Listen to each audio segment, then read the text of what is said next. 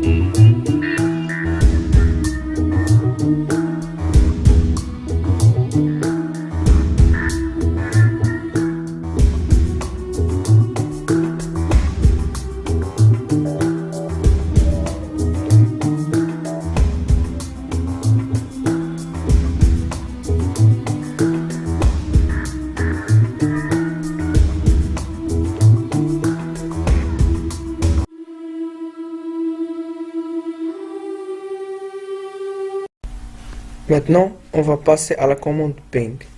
On utilise cette commande pour connaître s'il y a une connectivité entre deux machines. C'est-à-dire, si notre machine est connectée avec la machine que l'on veut pinguer sur. Et cette commande travaille par l'envoyer des paquets et vérifie si cette machine est répondante. Maintenant, on va passer à l'OTP pour bien comprendre cette commande. On ouvre le terminal.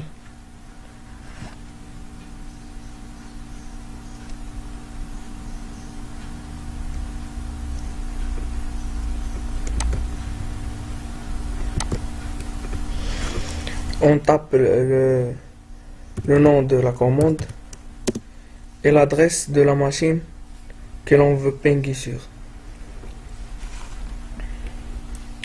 Maintenant, je pingue sur ma machine car j'ai pas une autre machine.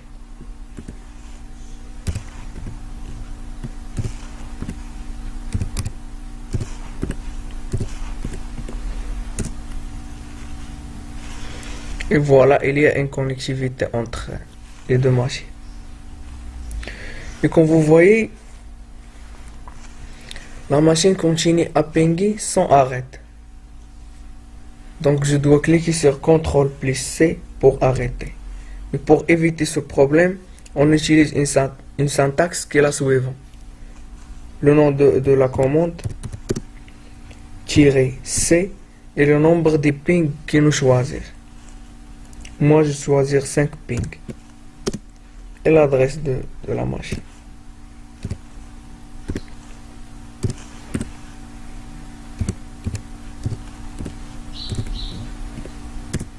Et comme vous voyez, la machine pingue 5 fois et arrête ensuite. Maintenant, on passe à la commande netstat. Cette commande affiche les connexions réseau, les tables de routage, les statistiques des interfaces, les connexions masquées. Et elle permet en effet de connaître les ports en écoute sur votre machine, sur quelques interfaces avec quelques protocoles de transport, TCP ou UDP. Les connexions actives et de connaître les routes. Elle a un grand nombre d'options. Maintenant, on passe au TP pour connaître quelques options parmi ces options.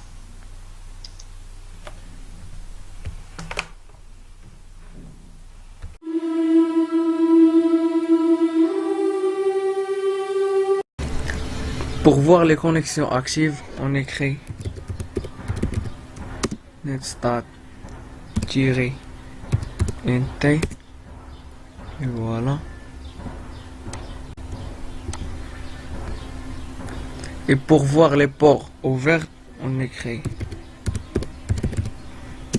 netstat-ntl.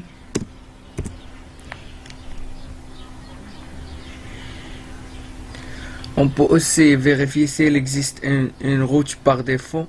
Par exemple, existe-t-il une route par défaut vers la machine 192.168.1.1? On utilise cette syntaxe.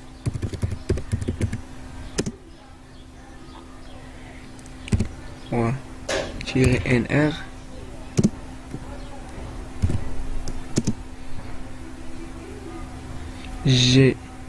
grep et l'adresse de la machine.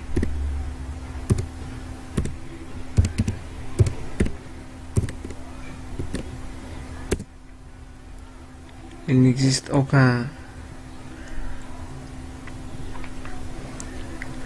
Et on peut aussi utiliser la commande seule pour voir toutes les options. Et comme vous voyez,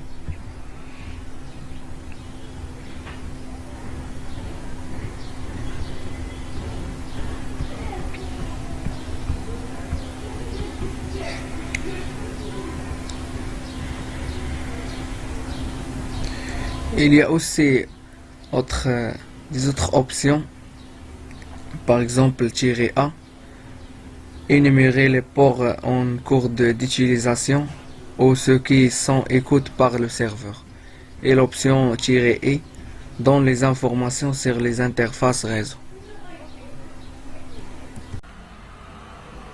Alors, Alors je passe vers la première commande et la commande principale dans l'édite de réseau. Et cette commande qui s'appelle ifconfig. Cette commande permet de configurer et afficher les informations des interfaces réseau, bien sûr à partir d'un interpréteur de commande. On utilise généralement ifconfig pour configurer l'adresse IP et le masque de ce réseau, et pour activer et désactiver une interface réseau. Il y a beaucoup de distributions de type Unix initialisant leur interface réseau à l'aide de script shell, qui utilisent ifconfig. Alors maintenant je passe vers un petit TP pour bien expliquer cette commande.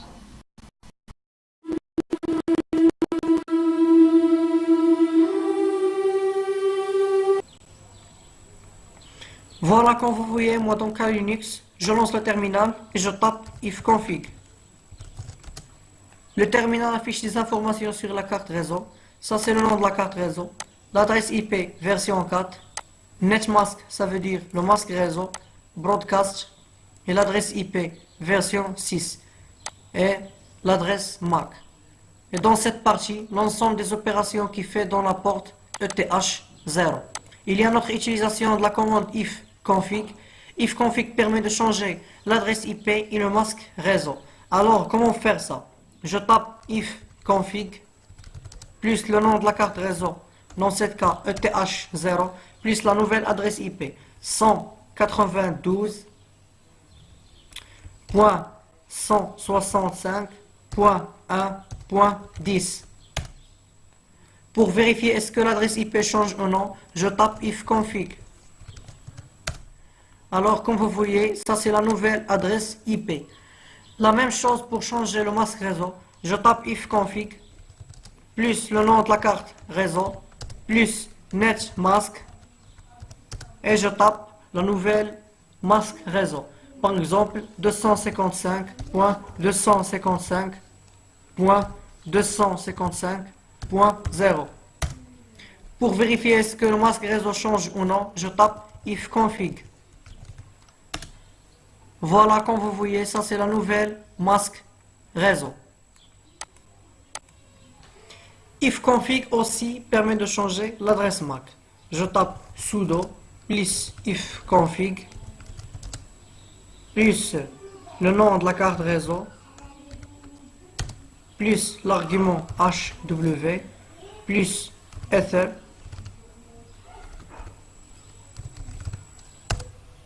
plus la nouvelle adresse MAC, par exemple 00.2.11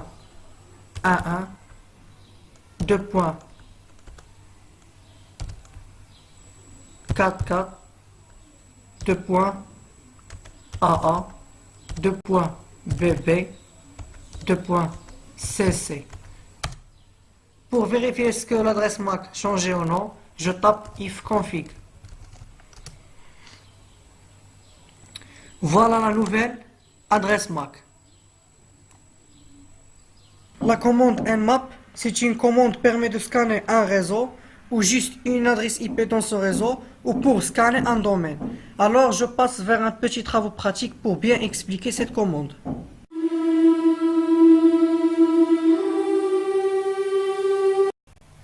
Maintenant j'utilise la commande nmap pour scanner une adresse IP. Alors j'écris nmap plus l'adresse IP 192.168.1.1. Ça c'est l'adresse de mon routeur.